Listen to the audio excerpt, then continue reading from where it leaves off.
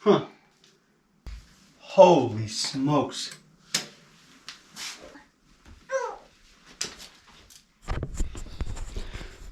Okay, upon initial inspection, something tells me that derailleur hanger came pretty bent from the factory.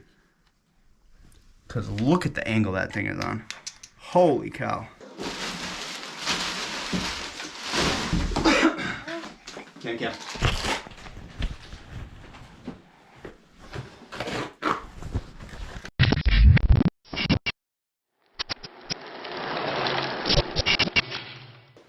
It's new bike day.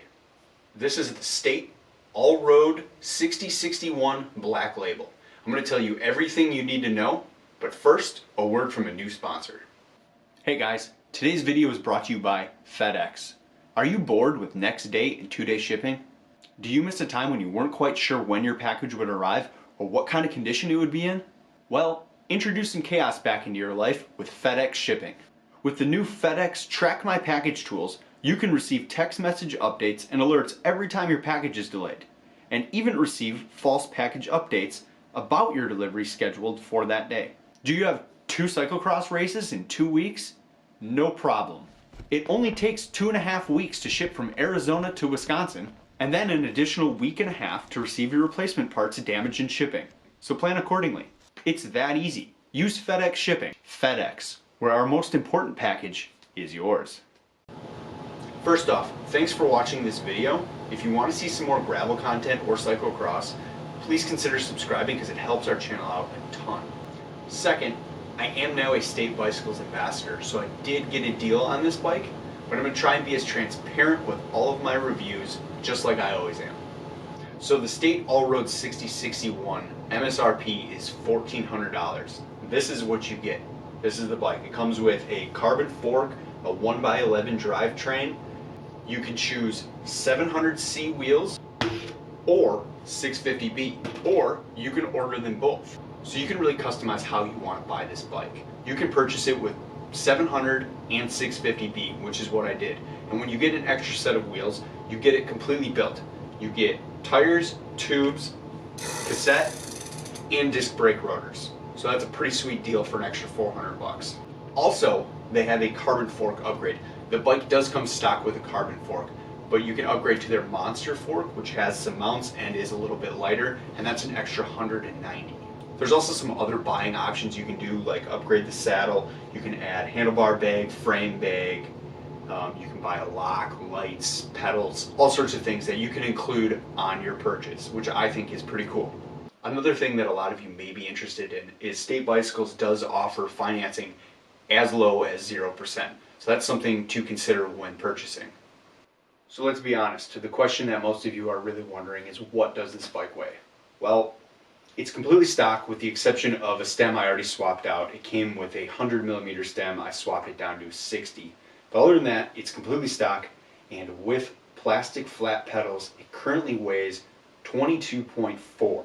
So to me, that's really good. If you guys happen to see my Mongoose Elroy build, that bike is still hovering somewhere around 25 pounds. So I'm dropping down a considerable amount of weight. And honestly, I think I can get it lighter, so that's something that we will visit again in some future videos. So anyways, now I'm going to go through the bike part by part and explain everything that you guys would want to know about this bike. This bike comes with the State-branded all-road group set. The drivetrain is a 1x11 with a 11 to 42 rear cassette and a 42-tooth narrow-wide up front. The shifting is much different than other brands. The entire right lever does the shifting. Short push for upshifting and long push for downshifting. The lever does lock out when braking to reduce accidental shifts, but we will see how well this actually works. The chainline seems like it could be improved to increase shifting performance, but after a few short test rides, it doesn't seem as bad as I had expected, but this is something that I will probably play with in the future. The frame itself is gorgeous, and the quality of the frame seems top-notch. The dark metallic green is amazing in person, but it is currently available in dark blue as well. As for sizing, they seem to hit the geometry targets pretty well. This is something that I'm always worried about, but the medium seems to be true to size for me.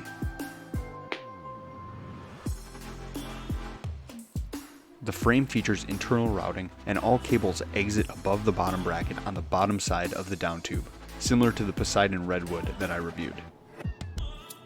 The only thing that appears to be missing is a port to run a dropper post cable, which could be a downside for a lot of current gravel riders.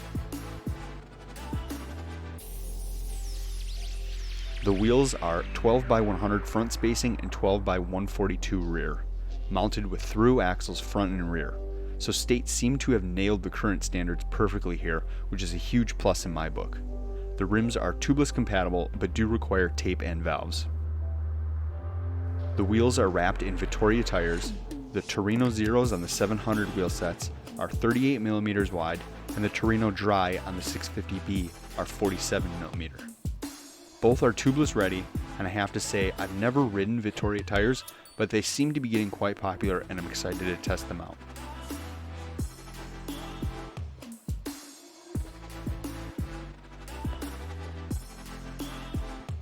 Most of the parts on the all-road are State branded components, all of which seem to be really good quality and design. If I had to complain about one part on the bike, it may be the brakes, only because they don't particularly look amazing. Very plain, boring look with very little machining to lighten them up or give them style. These brakes are mechanical and flat mounted, but they're dual piston similar to the very popular and extremely powerful TRP Spire brakes that I have on my Mongoose Elroy. So once bedded in, they should provide more stopping power than most mechanical brakes. So one major thing to note about the State derailleur is it technically isn't a clutch derailleur. It's a spring adjustable derailleur. And to adjust the spring tension, you use a 3mm Allen wrench right under there, and you can turn it to minimum, mid, and maximum spring tension. That just adjusts how much tension puts on the spring to keep the chain tight, similar to a clutch. But it seems to me just bouncing this bike around, even on the maximum tension, it's still not quite a clutch. Another annoying thing is clutch derailleurs generally have an on-off switch, which really comes in handy when you're taking off the rear wheel. This unfortunately does not have that. So it would be nice to see that from the State derailleur in the future. So anyways, that's my State All-Road 6061. I cannot wait to get this bike out on the roads and the trail.